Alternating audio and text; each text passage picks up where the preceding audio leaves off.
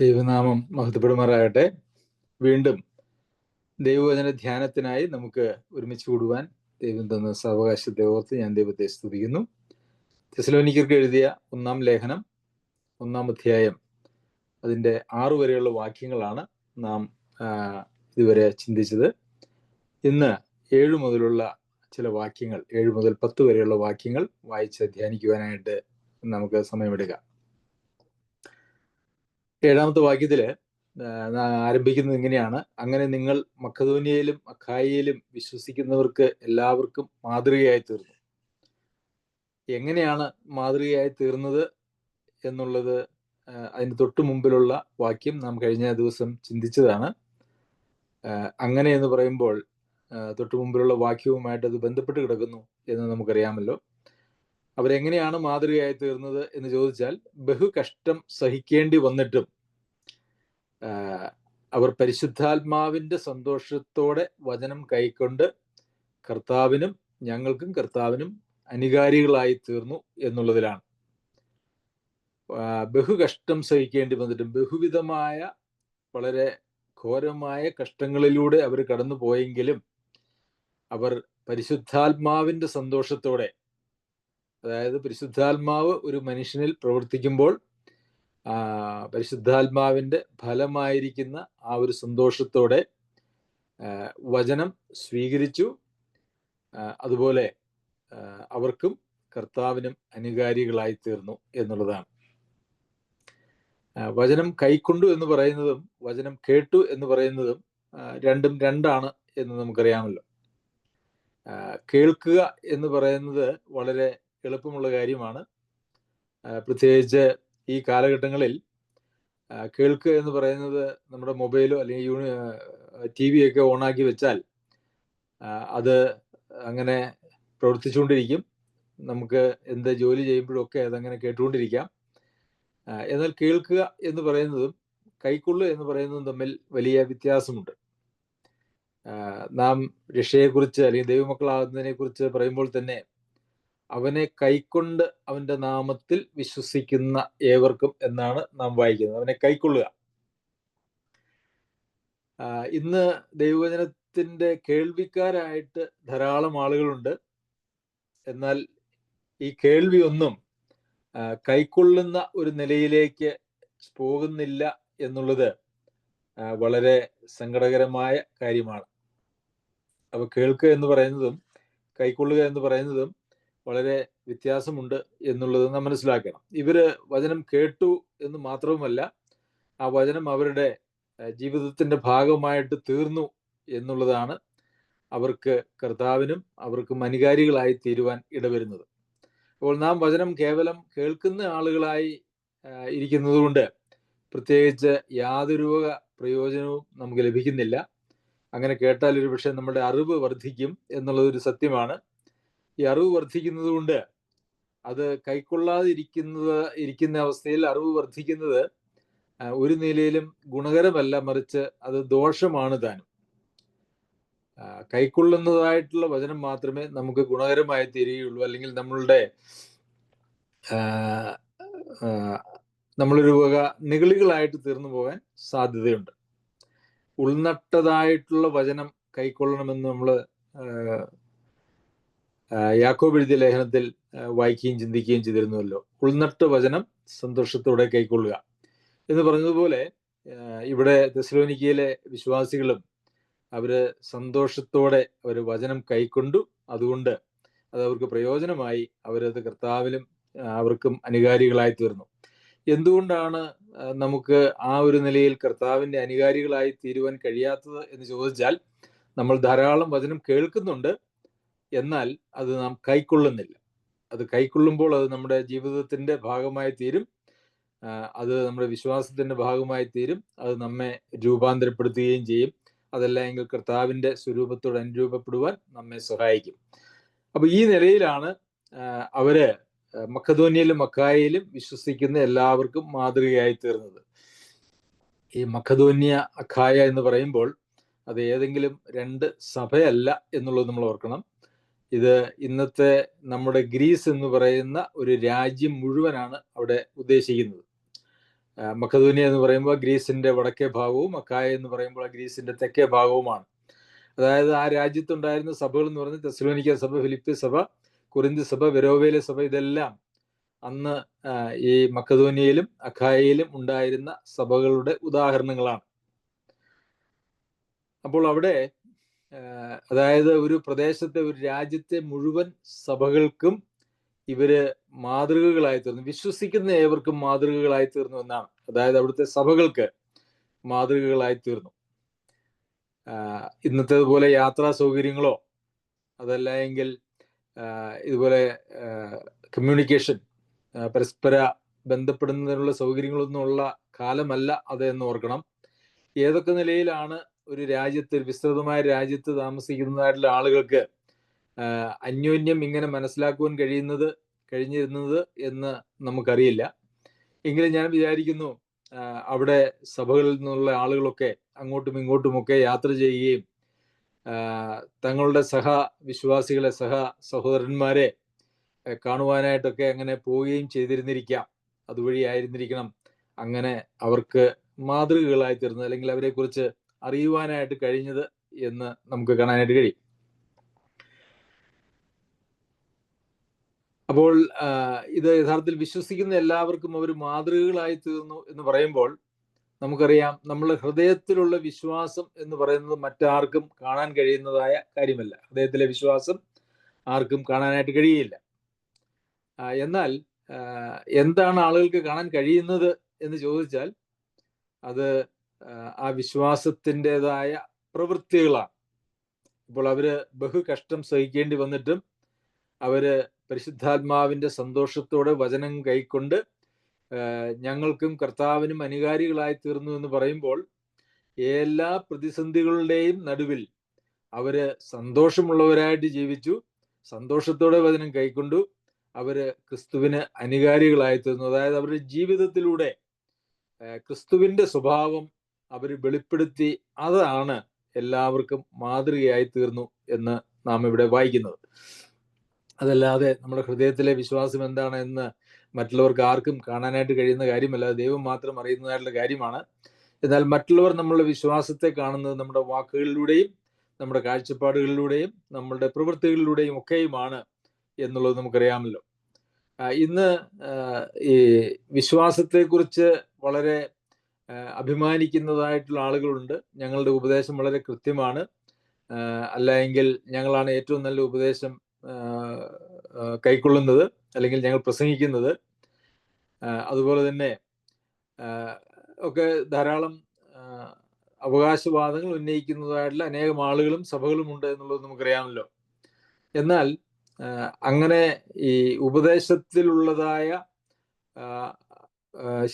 ഒരു നിഗളം അല്ലെങ്കിൽ അഹങ്കാരം അല്ലെങ്കിൽ ഞങ്ങൾ ശരിയാണ് എന്ന് പറയുന്നതിലൂടെയല്ല, മറിച്ച് ആ ഉപദേശം ശരിയായിട്ടുള്ളൊരു ഉപദേശമാണോ എന്നുള്ളത് യഥാർത്ഥത്തിൽ ജീവിതത്തിലൂടെയാണ് വെളിപ്പെടേണ്ടത് എന്നുള്ളതാണ് യാഥാർത്ഥ്യം.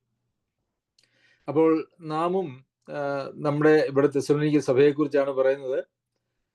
നമ്മുടെ സഭ, കൽപ്പനിയിലുള്ള നമ്മുടെ സഭ നമ്മളുടെ ജീവിതം കണ്ടിട്ട്, നമ്മളുടെ പ്രസംഗം കേട്ടിട്ടല്ല, മറിച്ച് നമ്മളുടെ ജീവിതം കണ്ടിട്ട് എല്ലാവർക്കും, മറ്റ് സ്ഥലങ്ങളിലുള്ള സഭകൾക്ക് നമ്മൾ മാതൃകയായി തീരുന്നുണ്ടോ എന്നുള്ളത് ഒരു വലിയ ചോദ്യമാണ്. അതൊരു ഉത്തരവാദിത്വമാണ് എന്ന് ഞാൻ വിചാരിക്കുന്നു. അതെങ്ങനെയാണ് അത് ഉത്തരവാദിത്വമായി തീരുന്നത് എന്നുള്ളത് നാം പിന്നാലെ വായിക്കുമ്പോൾ നമുക്കത് മനസ്സിലാകും.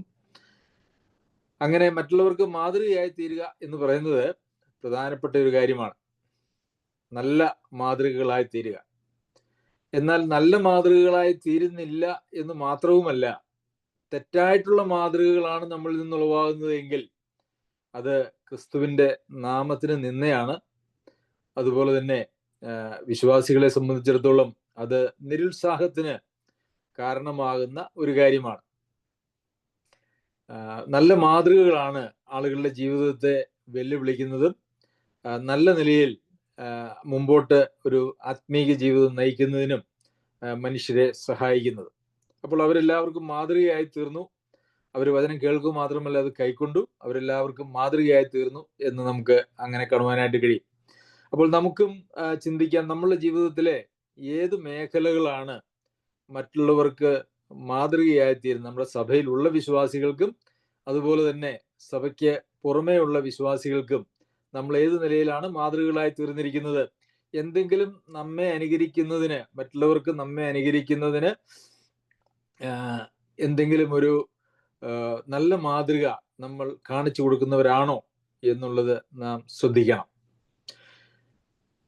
8-ാമത്തെ വാക്യത്തിൽ നിങ്ങളുടെ അടുക്കൽ നിന്ന് കർത്താവിന്റെ വചനം മുഴുങ്ങിച്ചെന്നത് മക്കദോന്യയിലും അഖായയിലും മാത്രമല്ല, എല്ലായിടവും നിങ്ങൾക്ക് ദൈവത്തിങ്കലുള്ള വിശ്വാസം പ്രസിദ്ധമായിരിക്കുന്നു, അതുകൊണ്ട് ഞങ്ങൾ ഒന്നും പറവാൻ ആവശ്യമില്ല.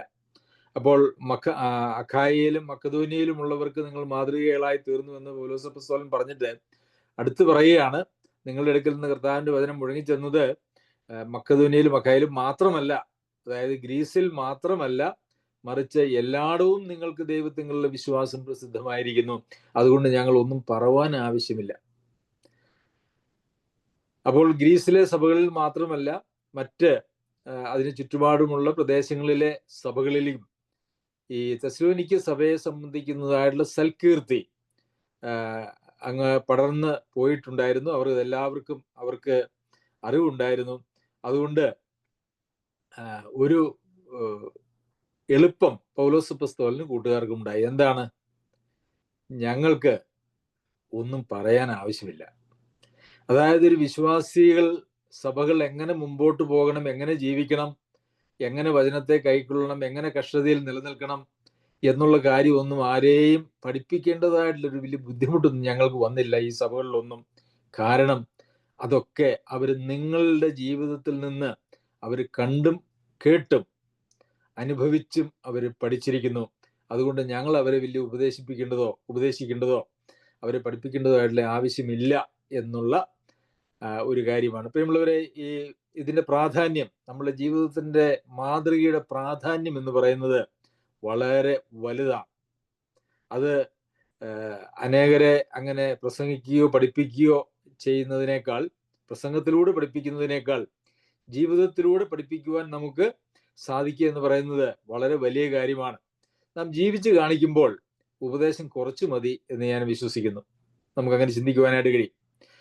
മറ്റുള്ളവരുടെ ജീവിതത്തെ അനുകരിക്കുവാൻ കഴിയുന്നതായിട്ടുള്ള ജീവിതത്തെ കണ്ടിട്ട്, അവരുടെ വിശ്വാസത്തിന്റെ പ്രവൃത്തികളെ കണ്ടിട്ട് അത് ആണ് യഥാർത്ഥത്തിലുള്ള വചനപ്രകാരമായിട്ടുള്ള ജീവിതം, അതാണ് നാം പോകേണ്ടുന്നതായിട്ടുള്ള വഴി എന്നുള്ളത് കാണുവാനായിട്ട് വിശ്വാസികൾക്ക് സാധിച്ചാൽ അത് വലിയ ഒരു പ്രയോജനമാണ്.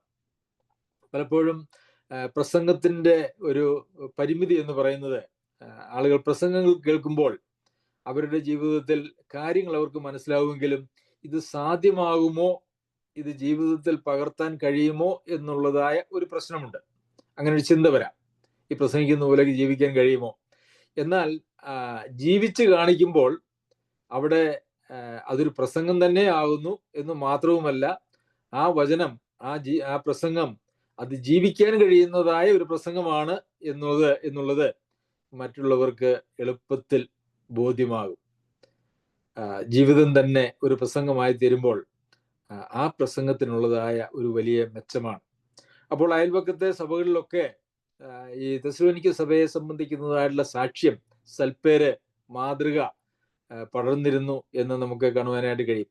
എന്നാൽ ഇന്ന് പലപ്പോഴും നമുക്ക് സഭകളിൽ കാണുന്നതായിട്ടുള്ള ഒരു പ്രശ്നം എന്ന് പറയുന്നത്, സഭയിൽ നിന്ന് നല്ല മാതൃകകൾ പുറമേക്ക് പോകുന്നില്ല എന്ന് മാത്രവുമല്ല, ഇനി എന്തെങ്കിലും സഭയിൽ ന്യൂനതകൾ ഉണ്ടെങ്കിൽ ആ ന്യൂനതകൾക്ക് ഒരു പരമാവധി പബ്ലിസിറ്റി കൊടുക്കുന്ന ഒരു പരിപാടിയാണ് ഇന്ന് നമുക്ക് ലോകത്ത് കാണുവാനായിട്ട് കഴിയുന്നത്. ന്യൂനതകൾ ഇല്ലാത്തതായിട്ടുള്ള സഭകളൊന്നുമില്ല. ന്യൂനതകൾ ഇല്ലാത്തതായിട്ടുള്ള വിശ്വാസികൾ ഇല്ലാതിരിക്കുന്നിടത്തോളം കാലം സഭകൾക്കും സ്വാഭാവികമായിട്ടും ന്യൂനതകൾ ഉണ്ട് എന്നുള്ളത് ഒരു യാഥാർത്ഥ്യമാണ്. പലപ്പോഴും സഭയിലെ നന്മകൾ കാണുന്നതിനേക്കാൾ സഭയിലെ പോരായ്മകൾ കാണുന്ന ഒരു മനസ്സ് നമുക്ക് ഉണ്ടെങ്കിൽ, അല്ലെങ്കിൽ അങ്ങനെ ഒരു വലിയ വിമർശകനായിട്ട് കുറ്റം കണ്ടുപിടിക്കുന്ന ഒരു മനോഭാവത്തോടു കൂടി നാം ജീവിച്ചാൽ നാം നന്മയൊന്നും കാണുകയില്ല, തിന്മയെ കാണുകയുള്ളൂ. അപ്പോൾ നമ്മുടെ ഹൃദയം മുഴുവൻ തിന്മ നിറഞ്ഞിരിക്കും. ആ തിന്മ മറ്റുള്ളവരിലേക്ക്, നമ്മുടെ ഹൃദയം നിറഞ്ഞു കവിയുന്നതല്ലേ വായി സംസാരിക്കുന്നത്, അങ്ങനെ അത് മറ്റുള്ളവരിലേക്ക് പകർന്നു കൊടുക്കുന്നതും തിന്മകളായിട്ട് വരും. അപ്പോൾ എന്തെങ്കിലും അനുകരിക്കത്തക്കതായിട്ടുള്ള കാര്യങ്ങൾ സഭയിലും വിശ്വാസികളിലും ഉണ്ടെങ്കിൽ പോലും അത് പ്രയോജനരഹിതമായി പോവുകയും അതിന് നേരെ വിപരീതമായിട്ടുള്ളൊരു ഫലം ഉളവാകുകയും ചെയ്യും എന്നുള്ളത് നമുക്കറിയാമല്ലോ. എന്നാൽ ഉപദേശത്തെ സംബന്ധിക്കുന്ന ധാർമ്മികമായിട്ടുള്ള നിലയിലുള്ളതായ ഗൗരവമായിട്ടുള്ള കാര്യങ്ങൾ ഉണ്ടെങ്കിൽ അത് മറച്ചു വെക്കുന്നതിലൊന്നും പ്രത്യേകിച്ച് ഗുണമൊന്നുമില്ല. പ്രത്യേകിച്ച് ഉപദേശപരമായിട്ടുള്ള കാര്യങ്ങളിൽ ഗൗരവമായിട്ടുള്ള പ്രശ്നങ്ങൾ ഉണ്ടെങ്കിൽ അത് മറച്ചു വെക്കുന്നതിൽ യാതൊരു അർത്ഥവുമില്ല എന്നുള്ളത് അതിനോട് ചേർന്ന് ഞാൻ പറയുവാനായിട്ട് ആഗ്രഹിക്കുന്നു. അത് പറയുന്നതും അത് പങ്കുവെക്കുന്നതും സത്യവിശ്വാസവും വചനവും മനസ്സിലാക്കുന്നതും നമ്മുടെ ജീവിതത്തിന് ആവശ്യമായിട്ടുള്ള കാര്യങ്ങളാണ്.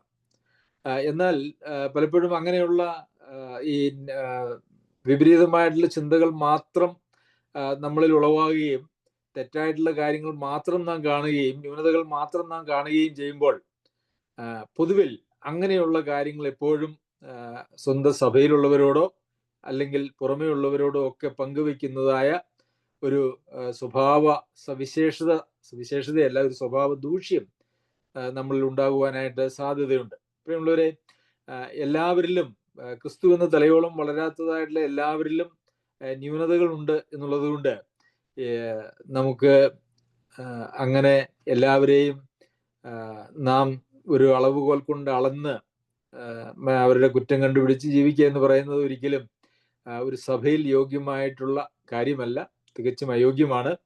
പൊതുവെ ഞാൻ ചിന്തിച്ചാൽ അങ്ങനെ ആളുകളുടെ നന്മയെ കാണാതെ ന്യൂനതകളെ മാത്രം കാണുന്ന, അല്ലെങ്കിൽ സഭയുടേതാണെങ്കിലും വ്യക്തികളുടേതാണെങ്കിലും നന്മയെ കാണാതെ ന്യൂനതകളെ മാത്രം കാണുന്ന ആളുകളുടെ പ്രത്യേകത എന്താണെന്ന് വെച്ചാൽ ആ സഭയിൽ ഏറ്റവും ന്യൂനതയുള്ള ആളുകൾ അവർ തന്നെയാണ് എന്നുള്ളതാണ്. കാരണം അവരുടെ ചിന്താഗതി, അവരുടെ കാഴ്ചപ്പാടുകൾ, അവരുടെ ജീവിതത്തിലെ പരാജയങ്ങൾ ഒക്കെ മറച്ചു പിടിക്കുന്നതിനും ന്യായീകരിക്കുന്നതിനും വേണ്ടി അവരെടുക്കുന്നതായിട്ടുള്ള നിലപാടുകളാണ് യഥാർത്ഥത്തിൽ മറ്റുള്ളവരുടെ കുറവുകളെ കൊണ്ട് സ്വന്തം കുറവുകളെ മൂടി വെക്കുക എന്നുള്ളത്. ഇതൊക്കെ പ്രായോഗികമായിട്ട് വളരെ പ്രാധാന്യമുള്ള ഗൗരവമുള്ള കാര്യങ്ങളാണ്. അത് നമ്മൾ മനസ്സിലാക്കേണ്ടതായിട്ടുണ്ട്. നാം തന്നെ നമ്മുടെ സ്വന്തം സഭയിലും നമ്മുടെ ചുറ്റുമുള്ള ആളുകൾക്കും അതുപോലെ തന്നെ സഭയായി നാം മറ്റ് സഭകൾക്കൊക്കെ മാതൃകയായി തീരേണ്ടത് ആവശ്യമാണ്. അത് സുവിശേഷ പ്രവർത്തനത്തിനും സഭകളുടെ അല്ലെങ്കിൽ വിശ്വാസികളുടെ ആത്മീയ വർധനയ്ക്കും വളർച്ചയ്ക്കും അത് വളരെ പ്രയോജനകരവുമാണ്. അപ്പോൾ നാം അങ്ങനെ ഉപദേശിക്കുന്നതിൽ വലിയ ഉപദേഷ്ടക്കന്മാരായിരിക്കുന്നതിൽ അല്ല, മറിച്ച് ആ ഉപദേശം നമ്മളുടെ ജീവിതത്തിൽ പ്രാവർത്തികമാക്കി കാണിച്ചു കൊടുക്കുമ്പോൾ അത് അനുസരിക്കാൻ കഴിയുന്ന, ജീവിക്കാൻ കഴിയുന്ന ഒരു ഉപദേശമാണ് നാം പ്രസംഗിക്കുന്നത് എന്നുള്ളത് കേൾക്കുന്നവർക്കും കാണുന്നവർക്കും അത് മനസ്സിലാവുകയും ചെയ്യും. കർത്താവിൻ്റെ വചനം മുഴങ്ങിച്ചെന്നത് എന്നാണ് നമ്മൾ വായിക്കുന്നത്. അത് ഇന്ന് നമ്മൾ ഏതെങ്കിലും മൈക്ക് വെച്ച് പ്രസംഗിക്കുന്ന പോലെ ഒരു പ്രസംഗമല്ല എന്നുള്ളത് നമുക്കറിയാമല്ലോ. അനുസരണം, വചനം കൈക്കൊണ്ട് അത് അനുസരണമായിട്ട് രൂപാന്തരപ്പെട്ടാൽ അത് ഏത് മൈക്കിനേക്കാൾ മനുഷ്യരുടെ ഹൃദയങ്ങളിലേക്കും സഭകളിലേക്കും അത് മുഴങ്ങിച്ചെല്ലുന്ന വലിയ ശബ്ദമായിട്ട് അത് തീരും എന്നുള്ളത് ഒരു യാഥാർത്ഥ്യമാണ്. നമുക്കറിയാം, ഒരു മൈക്കൊക്കെ വെച്ച് പ്രസംഗിച്ചാൽ അത് ആ മൈക്കിന് എത്തിപ്പെടാൻ പറ്റുന്നതായിട്ടുള്ള ദൂരത്തിന് പരിമിതിയുണ്ട്. എന്നാൽ അതിന് പകരം നാം നമ്മുടെ ജീവിതത്തിലൂടെ ആണ് ഈ പ്രസംഗം നടത്തുന്നതെങ്കിൽ അതിന് അതിർത്തികളില്ല എന്നുള്ളതും നാം മനസ്സിലാക്കേണ്ടത് ആവശ്യമാണ്. അപ്പോൾ എല്ലായിടത്തും ദൈവത്തിലുള്ള വിശ്വാസം പ്രസിദ്ധമായിരിക്കുന്നു. അപ്പോൾ നമ്മളുടെ പ്രവൃത്തികളിലൂടെയാണ്, നമ്മുടെ കാഴ്ചപ്പാടുകളിലൂടെയാണ് നമ്മുടെ ഈ വിശ്വാസം പ്രസിദ്ധമായിരിക്കേണ്ടത്. അതുകൊണ്ട് സുവിശേഷ പ്രവർത്തനങ്ങൾക്കും സഭാപരിപാലനത്തിനും ഉപദേശത്തിനും ഒക്കെ അത് വളരെ സഹായകരമാണ്. കാരണം ഒത്തിരി വാക്കുകളൊന്നും അവിടെ ആവശ്യമില്ല എന്നുള്ളത് തന്നെ. 9-ാമത്തെ വാക്യത്തിലേക്ക് വരുമ്പോൾ, ഞങ്ങൾക്ക് നിങ്ങളുടെ അടുക്കൽ എങ്ങനെയുള്ള പ്രവേശനം സാധിച്ചുവെന്നും ജീവനുള്ള സത്യദൈവത്തെ സേവിപ്പാനും, ഞാൻ അതിനെ ആ വാക്കുകളെ 9ഉം 10ഉം വാക്യത്തെ ഞാനൊന്ന് ക്രമീകരിക്കുവാനായിട്ട് ആഗ്രഹിക്കുന്നു. ഞങ്ങൾക്ക് നിങ്ങളുടെ അടുക്കൽ എങ്ങനെയുള്ള പ്രവേശനം സാധിച്ചുവെന്നും ജീവനുള്ള സത്യദൈവത്തെ സേവിപ്പാൻ നിങ്ങൾ വിഗ്രഹങ്ങളെ വിട്ട് ദൈവത്തിങ്കിലേക്ക് എങ്ങനെ തിരിഞ്ഞു വന്നുവെന്നും അവർ തന്നെ പറയുന്നു. അതായത് 9-ാം വാക്യത്തിന്റെ ആദ്യ ഭാഗവും 10-ാം വാക്യത്തിന്റെ അവസാന ഭാഗവുമാണ് ഞാൻ അവിടെ ചേർത്ത് വായിച്ചത്. ഞങ്ങൾക്ക് നിങ്ങളുടെ അടുക്കൽ എങ്ങനെയുള്ള പ്രവേശനം സാധിച്ചുവെന്നും ജീവനുള്ള സത്യദൈവത്തെ സേവിപ്പാനും നിങ്ങൾ വിഗ്രഹങ്ങളെ വിട്ട് ദൈവത്തെങ്കിലേക്ക് എങ്ങനെ തിരിഞ്ഞു വന്നുവെന്നും അവർ തന്നെ പറയുന്നു. അപ്പോൾ അവരുടെ ജീവിതത്തിൽ ഒരു വലിയ രൂപാന്തരം, ഒരു പുതിയ സൃഷ്ടി എന്നുള്ള നിലയിലേക്ക് അവർ വന്നു. വിഗ്രഹങ്ങളെ വിട്ട് ദൈവത്തെങ്കിലേക്ക് അവർ തിരിഞ്ഞു വന്നു. ജീവനുള്ള സത്യദൈവത്തെ സേവിക്കുവാനായിട്ട് അവർ തിരിഞ്ഞു വന്നു. ഇവിടെ നമുക്ക് കാണാൻ കഴിയുന്ന ഒരു കാര്യം, അവര് വിഗ്രഹങ്ങളെ വിട്ട് ദൈവത്തെങ്കിലേക്ക് തിരിഞ്ഞു വന്നു എന്നുള്ളത് മാത്രമല്ല, അവിടെ ജീവനുള്ള സത്യദൈവത്തെ സേവിക്കുക എന്ന് പറയുന്നതായിട്ടുള്ളൊരു വാക്ക് നമുക്ക് കാണാം. എങ്ങനെയാണ് വിഗ്രഹങ്ങളെ വിട്ടു എന്നുള്ളത് അതിന്റെ ഒരു വശം. വിഗ്രഹങ്ങളെ വിട്ടാൽ മാത്രമേ സത്യദൈവത്തെ സേവിക്കുവാനായിട്ട് കഴിയുള്ളൂ എന്നുള്ളത് ഒരു യാഥാർത്ഥ്യം. വിഗ്രഹങ്ങളെ വിട്ടു എന്ന് പറയുമ്പോൾ ഇവിടെ പ്രാഥമികമായിട്ട് വിഗ്രഹങ്ങൾ എന്ന് ഉദ്ദേശിക്കുന്നത് കൊണ്ട് വിഗ്രഹാരാധന എന്നുള്ള നിലയിലാണ് നമുക്ക് മനസ്സിലാക്കുവാനായിട്ട് കഴിയുന്നത്. അത് ഒരു ജാതീയ പശ്ചാത്തലമുള്ളൊരു സ്ഥലമായിരുന്നുകൊണ്ട് അനേക വിഗ്രഹങ്ങളെ ആരാധിച്ചു കൊണ്ടിരുന്ന ആളുകളായിരുന്നു. അതൊക്കെ വിട്ട് അവര് ജീവനുള്ള ദൈവത്തെ സേവിക്കുവാനായിട്ട് തിരിഞ്ഞു വന്നു. വിഗ്രഹങ്ങൾ എന്ന് പറയുന്നത് കേവലം മാനുഷിക നിർമ്മിതികളായിട്ടുള്ള രൂപങ്ങൾ മാത്രമല്ല എന്നുള്ളത് നാം പുതിയ നിയമത്തിൽ വായിക്കുന്നുണ്ട്. നമ്മുടെ വിഗ്രഹം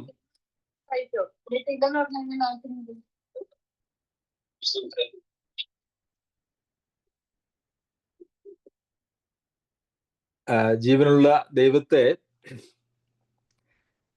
സേവിക്കുക, അതിന് വിഗ്രഹങ്ങളെ വിട്ട് മാറേണ്ടത് ആവശ്യമാണ്. വിഗ്രഹങ്ങൾ കേവലം രൂപങ്ങൾ മാത്രമല്ല, മറിച്ച് അത് നമ്മുടെ ജീവിതത്തിൽ നാം ദൈവത്തെ ദൈവത്തെ സേവിക്കുന്നതിന് നമ്മുടെ ജീവിതത്തിൽ തടസ്സമായിട്ട് നിൽക്കുന്ന എല്ലാ കാര്യങ്ങളും വിഗ്രഹങ്ങൾ തന്നെയാണ്. ദൈവവചന പ്രകാരം ജീവിക്കുന്നതിന്, കർത്താവിന്റെ കൽപ്പനകളെ അനുസരിച്ച് മുമ്പോട്ട് പോകുന്നതിന് തടസ്സമായിട്ട് നാം എന്തിനെയെല്ലാം, അല്ലെങ്കിൽ ദൈവത്തിന്റെ സ്ഥാനത്ത് നാം എന്തിനെയെല്ലാം കാണുന്നുവോ അത് നമ്മെ തന്നെ കണ്ടാൽ നമുക്ക് തന്നെ ഒരു വിഗ്രഹമാണ്. നമ്മളുടെ ഏതെങ്കിലും ബന്ധങ്ങളെയാണ് നാം ദൈവത്തെക്കാൾ ഏറെ സ്നേഹിക്കുന്നെങ്കിൽ അത് നമ്മുടെ വിഗ്രഹങ്ങളാണ്. അതുപോലെ തന്നെ ഈ ലോകത്തിലെ ഏതെങ്കിലും ഭൗതികമായിട്ടുള്ള വസ്തുക്കളോ സാഹചര്യങ്ങളോ ആണ് നമ്മുടെ ജീവിതത്തിൽ നമ്മൾ ഏറ്റവും പ്രാധാന്യമായിട്ട് കണക്കാക്കുന്നതെങ്കിൽ അതും നമ്മളുടെ വിഗ്രഹങ്ങളാണ്. അപ്പോൾ വിഗ്രഹങ്ങൾ എന്ന് പറയുമ്പോൾ അത് നാം അതിൻ്റെ നിർവചനം ഒന്ന് പുതിയ നിയമത്തിൽ മാറ്റേണ്ടത് ആവശ്യമാണ്. ദൈവത്തെക്കാൾ ഏറെ നാം എന്തിനെങ്കിലും സ്നേഹിക്കുകയോ ചേർത്ത് പിടിക്കുകയോ ചെയ്യുന്നെങ്കിൽ അതെല്ലാം നമ്മളുടെ വിഗ്രഹമാണ്. അത് നമ്മെ സംബന്ധിക്കുന്നതായിട്ടുള്ള കാര്യങ്ങളാണെങ്കിൽ കൂടിയും നാം തന്നെ നമ്മുടെ വിഗ്രഹങ്ങളായിട്ട് മാറുവാനായിട്ട് കഴിയും. അപ്പോൾ ഈ എല്ലാ വിഗ്രഹങ്ങളെയും ഉപേക്ഷിച്ചാൽ മാത്രമേ ജീവനുള്ള സത്യദൈവത്തെ സേവിക്കുവാനായിട്ട് നമുക്ക് കഴിയുള്ളൂ. ഇവിടെ സേവിക്കുക എന്ന് പറയുന്ന ഒരു പദത്തിലേക്ക് നിങ്ങളുടെ ശ്രദ്ധയെ ഞാൻ തിരിക്കുവാനായിട്ട് ആഗ്രഹിക്കുന്നു. നമ്മൾ പലപ്പോഴും വിശ്വസിക്കുക എന്ന് പറയുന്നതായ പദമാണ് നമുക്ക് ഏറ്റവും ഇഷ്ടം. കാരണം ഈ വിശ്വാസം എന്ന് പറയുന്നതിന് പ്രത്യേകിച്ച് മുടക്കൊന്നുമില്ല.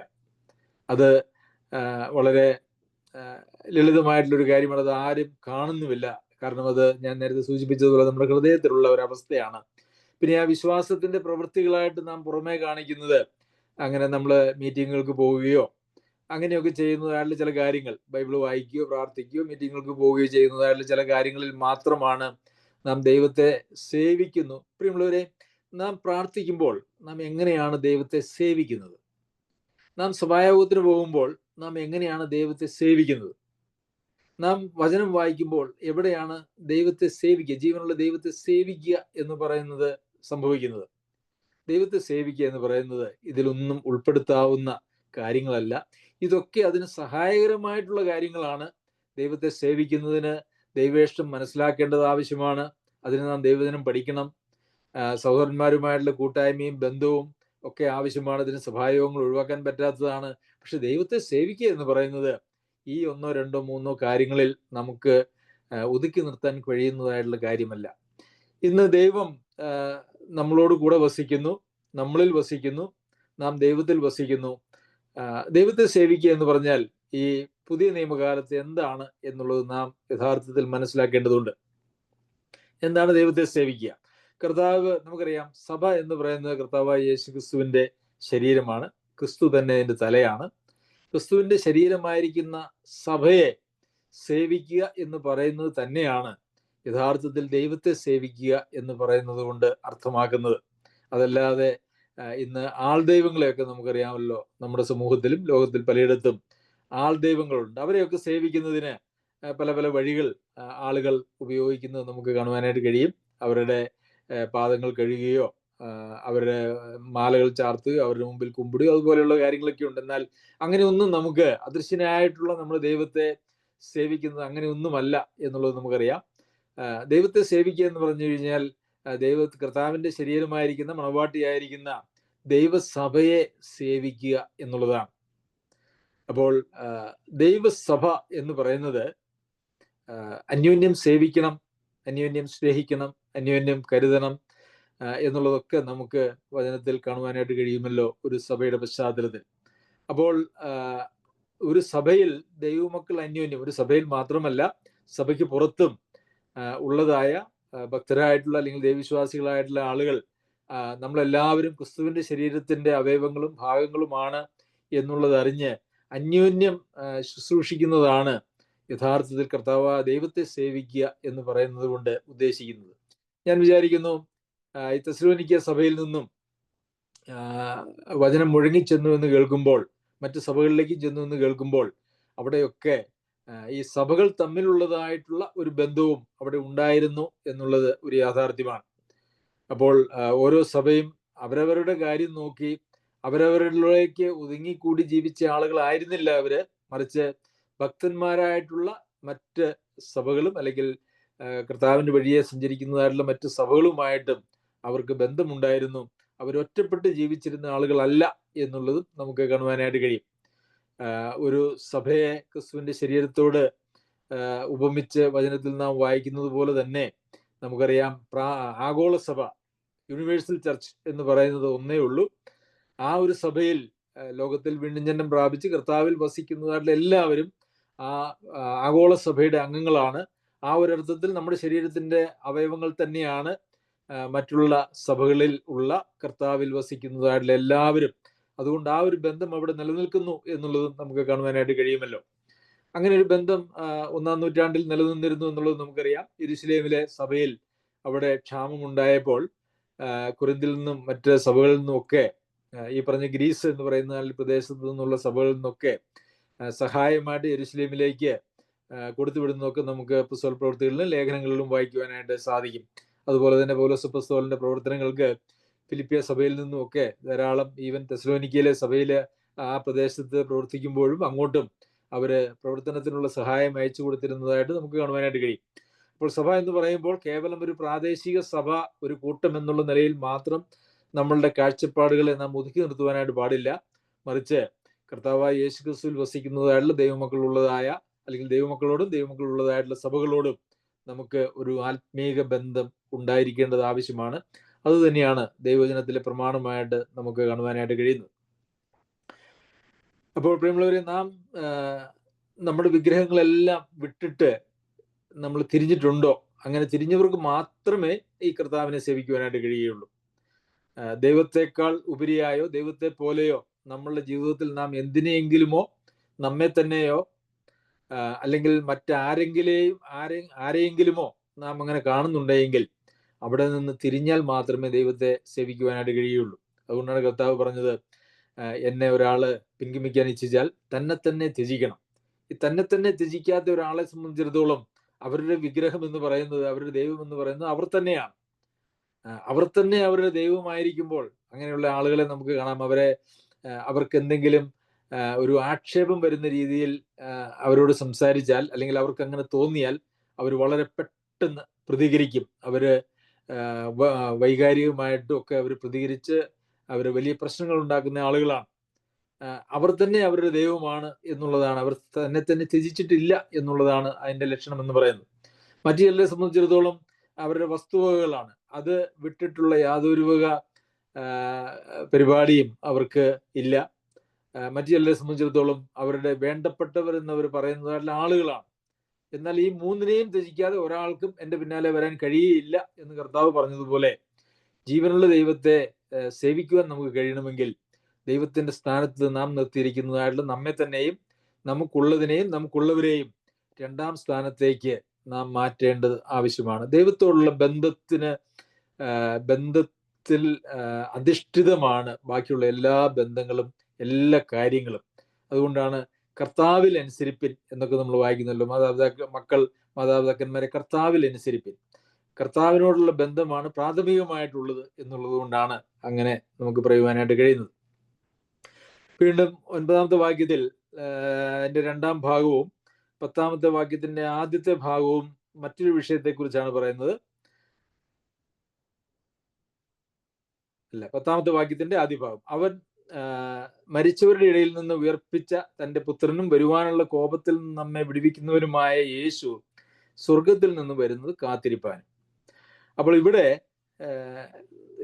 ഈ തെസ്സലോനിക്ക സഭയുടെ 4-ാമത്തെ ഒരു പ്രധാന ഗുണമായിട്ട് കാണാൻ കഴിയുന്നത് എന്താണ്? അവർ പ്രത്യാശ. അവരെന്താണ് നോക്കിയിരുന്നത്? അവരെന്തിനെയാണ് നോക്കിയിരുന്നത്? അവരുടെ ലക്ഷ്യം എന്തായിരുന്നു എന്ന് ചോദിച്ചാൽ, സ്വർഗത്തിൽ നിന്ന് വരുന്നത് കാത്തിരിക്കുക. യേശു സ്വർഗത്തിൽ നിന്ന് വരുന്നത് കാത്തിരുന്നു. തന്നെ കാത്തിരിക്കുന്നവർ രക്ഷയ്ക്കായി അവൻ വീണ്ടും വരും എന്ന് നമ്മൾ വായിക്കുന്നുണ്ടല്ലോ.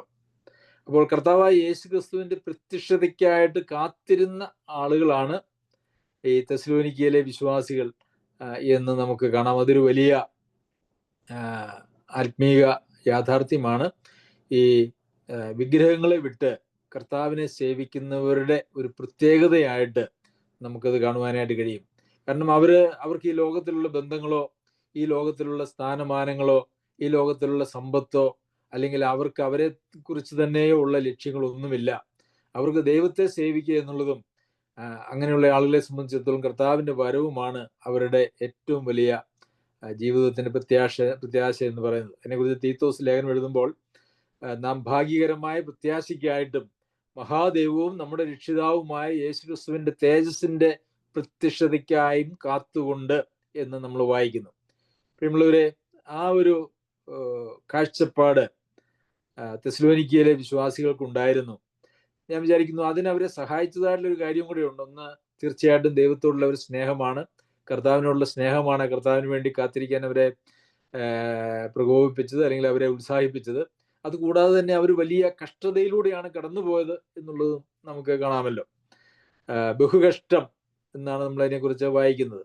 വിവിധമായിട്ടുള്ള കഷ്ടങ്ങളൊക്കെ സഹിക്കുമ്പോൾ അവരുടെ ആശ്വാസം എന്ന് പറയുന്നതോ, അവരുടെ ജീവിതത്തിന്റെ സന്തോഷം എന്ന് പറയുന്നതോ ഒരിക്കലും ഈ ലോകത്തിലല്ല, മറിച്ച് നിത്യതയിലാണ് എന്ന് നമുക്ക് മനസ്സിലാക്കാനായിട്ട് കഴിയും.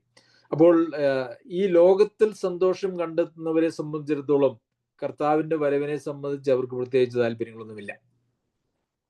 എന്നാൽ ഈ ലോകത്തിൽ കഷ്ടതയിലൂടെ കടന്നു പോകുമ്പോൾ ഈ ലോകത്തിലല്ല നമ്മളുടെ സന്തോഷവും സമാധാനവും, ഈ ലോകം നമുക്കുള്ളതല്ല എന്ന് പ്രായോഗിക ജീവിതത്തിൽ നാം മനസ്സിലാക്കാൻ നമ്മെ സഹായിക്കുന്നത് നാം കടന്നു പോകുന്നതായിട്ടുള്ള കഷ്ടങ്ങളിലൂടെയും ആണ് എന്നുള്ളത് നമുക്കറിയാം. കേവലം ഉപദേശത്തിലൂടെ മാത്രമല്ല, ദൈവം നമ്മെ കടത്തിവിടുന്നതായിട്ടുള്ള കഷ്ടങ്ങൾ, ജീവിത സാഹചര്യങ്ങൾ ഈ നിലയിൽ നമ്മെ സഹായിക്കുന്നതിന് വേണ്ടി കൂടിയാണ് എന്നുള്ളത് കൊണ്ട് അതല്ലേ നമ്മൾ വായിക്കുന്നത്, കഷ്ടത സഹിഷ്ണുതയെയും, സഹിഷ്ണുത സിദ്ധതയെയും, സിദ്ധത പ്രത്യാശയെയും ഉളവാക്കുന്നുവെന്നറിഞ്ഞ് നാം കഷ്ടങ്ങളിലും പ്രശംസിക്കുന്നു എന്നുള്ളത്.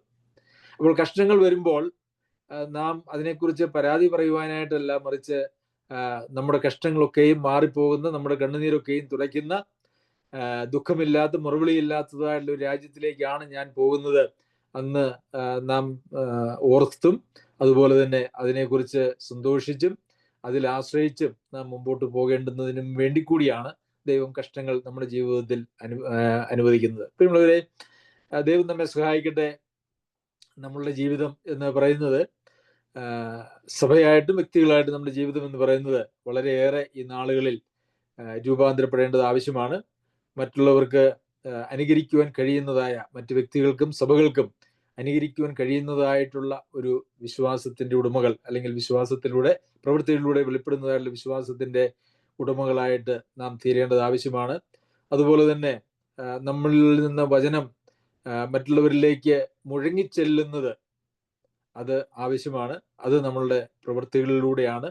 അത് സുവിശേഷ പ്രവർത്തനത്തെ അല്ലെങ്കിൽ സഭാ പരിപാലനത്തെയൊക്കെ വളരെയേറെ സഹായകരമാക്കും, അല്ലെങ്കിൽ ഗുണകരമാക്കും, എളുപ്പമാക്കും എന്നുള്ളത് നാം കണ്ടു.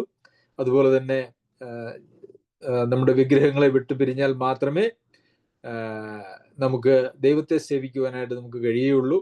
വിഗ്രഹങ്ങളെ നാം യഥാർത്ഥത്തിൽ വിട്ടുപിരിഞ്ഞിട്ടുണ്ടോ എന്നുള്ളത് നാം ചിന്തിക്കണം. അതുപോലെ തന്നെ നമ്മളുടെ പ്രത്യാശ എന്ന് പറയുന്നത്, ഈ കർത്താവിന്റെ വരവിന് വേണ്ടി പ്രത്യാശയോടെ ഇരിക്കുന്ന ആളുകളുടെ ഒരു പ്രത്യേകത എന്ന് പറയുന്നത്, അവരതിനുവേണ്ടി എപ്പോഴും ഒരുങ്ങിയിരിക്കും. നമ്മൾ ആരെങ്കിലും പ്രതീക്ഷിച്ചിരിക്കുന്നുണ്ടെങ്കിൽ അതിനുവേണ്ടിയൊരു ഒരുക്കം നമ്മളിൽ ഉണ്ടാവും. നമ്മൾ ആരെയും പ്രതീക്ഷിക്കുന്നില്ല എങ്കിൽ നമ്മളുടെ ഒരുക്കം വളരെ മോശമായിരിക്കും എന്നുള്ളത് നമുക്കറിയാമല്ലോ. ആരെങ്കിലും അതിഥികൾ നമ്മുടെ വീട്ടിലേക്ക് വരുന്നുണ്ടെന്ന് അറിഞ്ഞാൽ നമ്മൾ വീടൊക്കെ അടിച്ച് തുറച്ച് വൃത്തിയാക്കി എല്ലാം ഒന്ന് അറേഞ്ച് ചെയ്ത് ഭംഗിയാക്കി കുളിച്ച് നല്ല ഉടുപ്പൊക്കെ ഇട്ട് നാം നിൽക്കുക എന്ന് പറയുന്നത് സ്വാഭാവികമാണ്. പ്രത്യേകിച്ച് നാം വിലമതിക്കുന്നതായിട്ടുള്ള ആരെങ്കിലും വരുന്നു എന്ന്, അല്ലെങ്കിൽ പ്രാധാന്യമുള്ളതായിട്ടുള്ള ആരെങ്കിലും വരുന്നു എന്ന് വന്നാൽ. അപ്പോൾ കർത്താവ് എത്രയോ വിലയേറിയവനും വിലമതിക്കുന്നവനുമാണ്. നമ്മളുടെ എല്ലാം കർത്താവാണ്. അപ്പോൾ കർത്താവിന്റെ വരവിന് വേണ്ടി കാത്തിരിക്കുന്ന ആളുകളുടെ പ്രത്യേകത എന്ന് പറയുന്നത് അവരെപ്പോഴും ഒരുങ്ങിയിരിക്കും എന്നുള്ളതാണ്. എസെക്കിയേലിനോട് നീ നിന്റെ ഗ്രഹകാര്യം ക്രമപ്പെടുത്തിക്കൊള്ളുക എന്നൊരു വാക്ക് പറയുന്നുണ്ട്. നീ മരിക്കും, അതുകൊണ്ട് നീ നിന്റെ ഗ്രഹകാര്യം ക്രമപ്പെടുത്തിക്കൊള്ളുക. അതുപോലെ കർത്താവ് ഏത് സമയത്തും വരാം, അല്ലെങ്കിൽ നാം കർത്താവിനോട് ചേരാം. അതുകൊണ്ട് നമ്മളുടെ ഗ്രഹകാര്യങ്ങളെ നമുക്ക് ക്രമപ്പെടുത്തി ദൈവത്തിന് പ്രസാദമുള്ള ദൈവമക്കളായിട്ട് ജീവിക്കുവാൻ സർവശക്തനായ ദൈവം നമ്മെ എല്ലാവരെയും സഹായിക്കുമാറാകട്ടെ. അവന്റെ അതിപരിശുദ്ധ നാമം വാഴ്ത്തപ്പെടുമാറാകട്ടെ.